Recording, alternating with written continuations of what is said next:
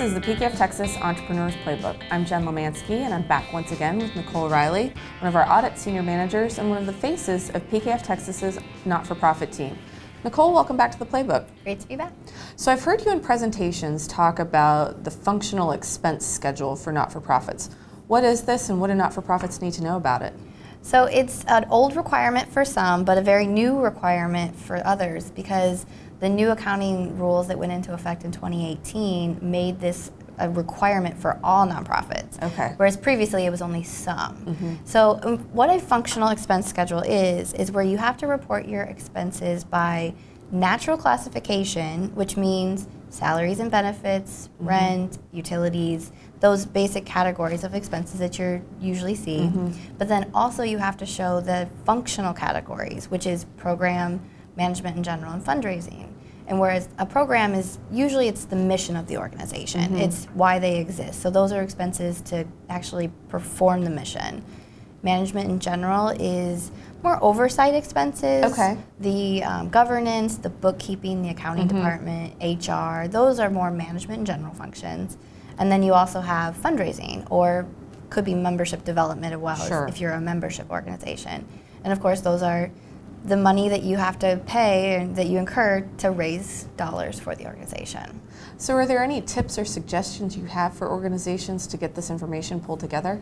Well, I really recommend organizations start with identifying those direct costs, making sure that their accounting software is set up so the direct items automatically get coded not only to salaries and benefits expense line, but are also coded to the program that they're benefiting, or if it's management in general, that we right from the back get those into the right categories. Then you have to think about the ones that are going to have to be allocated. Obviously, the biggest one that most organizations have is salaries and benefits. Of course. You know, a lot of workforce. So you have to really consider what is it that the individuals are doing. And a lot of times you can look at it on a department level if you're a larger organization. The smaller organizations are going to look at it person by person, and you got to come up with a reasonable allocation. You know, how much time over a year does our executive director spend on fundraising? Right. And how much time do they spend maintaining the programs and helping the program staff? So just you have to really come up with some allocation basis, and those from there also then going into the other expenses, rent, utilities. A lot of methodologies tend to go, you know, who uses the building? Right. If education is using the top half of the building, and it's a 2-story building, who's using the bottom?